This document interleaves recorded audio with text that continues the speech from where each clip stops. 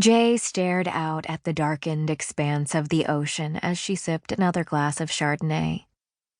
The silvery reflection of the moon on the water mesmerized, while the wine and soft music of the band left a mellow feeling in their wake.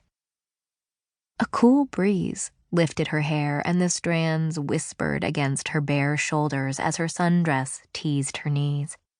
She glanced down at her new high-heeled sandals, also never before worn, and smiled.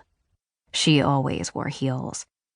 They were her one concession to femininity, but these shoes were not the least bit businesslike. The sales clerk had called them fuck-me heels. Smiling, she shook her head and sipped the last of the wine. She almost felt like a woman on vacation, instead of a woman on track to become the first female general manager in Major League Baseball. Tomorrow, she'd again put on the masculine, drab clothes that, by design, helped her blend into a man's world. But tonight, she'd try to do what she'd promised her dad and sit outside on a gorgeous evening.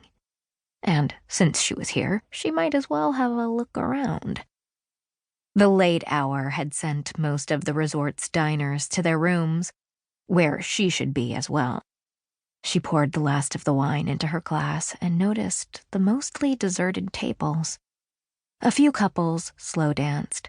Some businessmen and women sat at the bar. A man near the end of the bar lifted his glass and smiled. She quickly turned away, but his image stayed with her. Tall, lean, dark, classically handsome in that chiseled long nose, generous mouth kind of way. She glanced back at him. He smiled and looked away, rotating his glass on the bar. Real subtle, Jaye. She downed more than a sip of her wine and looked again. Damn it. 3 looks left no doubt. So what the hell? Maybe it was the wine, but she looked her fill. Why not? He wore leather loafers, ass-molding gray slacks. At his wrist, there were a couple of black leather bracelets. He had wavy black hair and a sexy scruff on his angular jaw. A diamond earring twinkled in the lights. Yeah, he would definitely do.